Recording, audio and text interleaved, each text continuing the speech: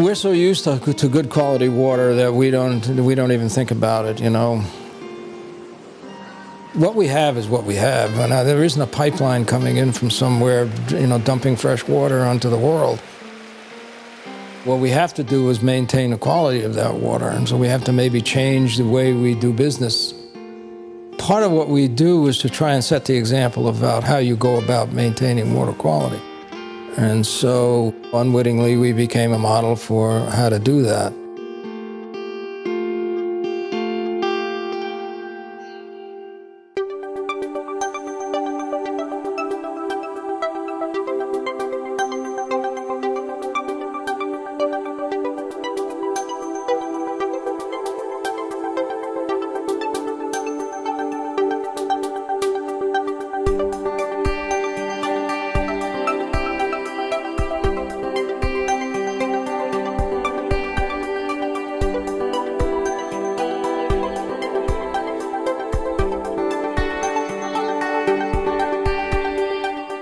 There's really no other program in the United States like the Watershed Agricultural Council with both forestry, farm, conservation easements, and economic viability programs.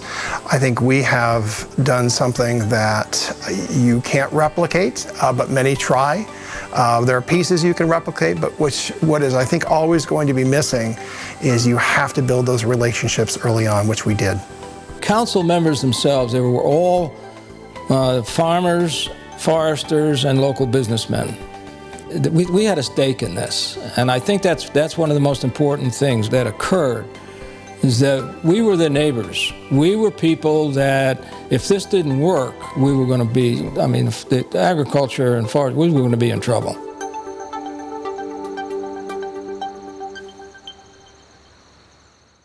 The United States Congress passed an amendment to the Safe Drinking Water Act called the Surface Water Treatment Rule.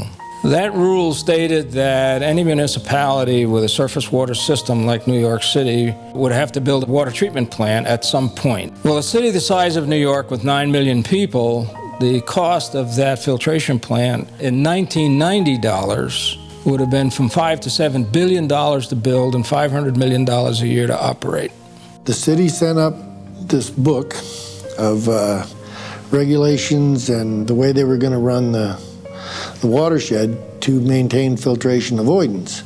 And when I started to read it, I realized that it was going to be very, very difficult to farm here. It was going to put a lot of farms out of business. WAC was really just the brainstorm of a handful of people who decided not to knock on farmers' doors and say, you're polluting our water, we want to buy your farm and get you out of here, but to create some sort of marriage between farming and New York City's water, and where it was mutually beneficial. The council that was set up under this momentous agreement that we're talking about tonight is once again farmer dominated. The Freds and Daves and others having their kitchen meetings and talking about, yes, we can do this, and it's a voluntary program. No one is going to force you to do things. I think that eased the way to make this thing happen, and the fact the council was made up of farmers. The three basic tenets of the program was anything that they did would be fully funded by the City of New York. It would be locally controlled, which would eventually become the Watershed Agricultural Council, and that it'd be voluntary.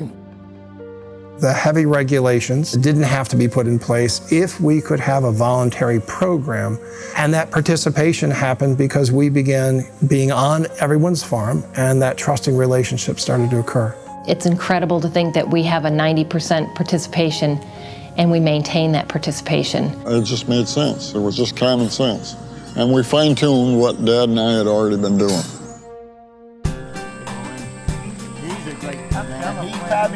We're not for the watershed. That whole trend of farms disappearing would have, I'm sure, continued a lot more than what we've seen. We're actually seeing, maybe if anything, a little bit of farming picking up around here, and I'd say a lot of it has to do with the encouragement of the watershed.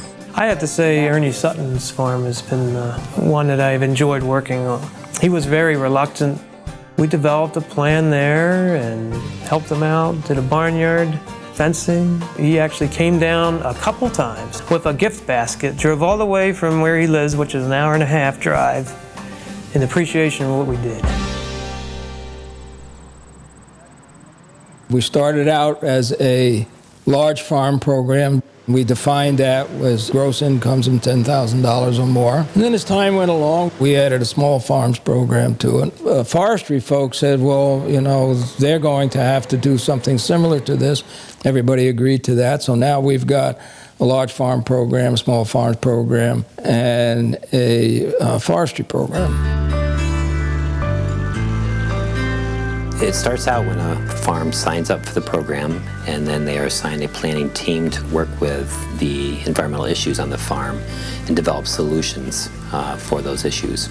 In the environmental world, they call physical things that you do a best management practice, and that is known as a BMP. Any of those types of things we've done is helped as far as cow health and so on, and they're projects that if a farmer had to do them on his own, most cases probably couldn't have afforded to gotten them done. The watershed is 70% forested land. The theory is that a well-managed forest is good for water quality. Making the entire watershed forest as a working landscape was what they're trying to do. I try to work with the landowner to get them to where they want to be. It's a very good network of people that you deal with, and they're very talented. They know what they're doing. And from that comes the protection of water quality, which is really what New York City needs to have occur, is maintain that water quality so that they don't have to go to filtration of their surface sources. We're one of the largest land trusts in New York State. Agricultural easements, we're about to start doing forestry easements also. We have about 24,000 acres, and we're looking to add another 10,000 acres over the next 10 years. There's less potential water quality issues from the agricultural use than there would be from intense development. So the easements restrict that development while at the same time allowing the farmers to continue to farm as they always have been. Really, you don't even know we have it. We've built 2 buildings since the easements was signed, and they've been very cooperative as far as what we want to do on the farm. I realized that it was just a good decision for me to make. I don't wish to build 10 houses. I honestly want, when I'm 85, to be able to drive down this brook and see this as a farm. Our East of Hudson office in the Croton Watershed is in Yorktown Heights in Westchester County, and it has a staff of 7. We're in the Croton Watershed. We're one of 3 systems of the New York City water supply. There's the Croton, and then up in the Catskills, there's the Catskill and Delaware Watershed. A lot of people don't necessarily think an hour outside of New York City there's too much farming going on, but there are a lot of older dairy farms like here at Hilltop Hanover that have been converted into other uses. We do have a forestry program. It's very similar to the program up in the Catskills. I think the relationship with DEP has always been a win-win situation. When you think about how much funds we have put into the region, $175 million of DEP New York City, U.S. Forest Service, USDA, and other grants, that only happens with tremendous collaboration. As I look at the future, I see that just growing.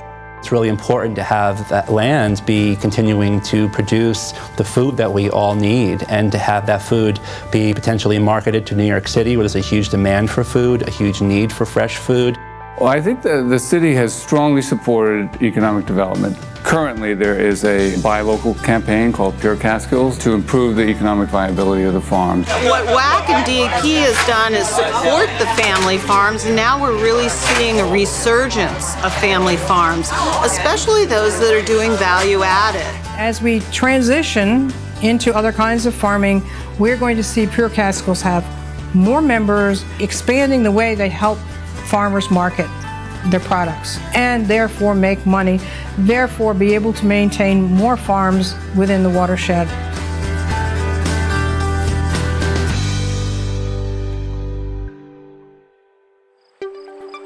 So you can see over the years, over the 20 years, how we've grown into a very extensive watershed protection program. The simple fact is we could not do this work without the high-quality staff that we employ. You just don't find many organizations like the Watershed Agricultural Council. They're just not out there. And the fact that we're so unique and have accomplished what we have accomplished, I think that is absolutely amazing. We're not a pilot program anymore. We're a mature program with a really great track record. The fact that we are viewed as an international model of cooperation, I think, is a true testament to the power of the partnership, because not one group can do it alone. I looked at it as an opportunity. This is an opportunity to maybe enhance the lifestyle and the living of people that lived in this watershed. I consider the Watershed Agricultural Council and its program to be an economic engine. It may not look like what we have today. It may be completely different. But there should always be a partnership between DEP and the City of New York and the upstate residents and the agricultural and forestry communities.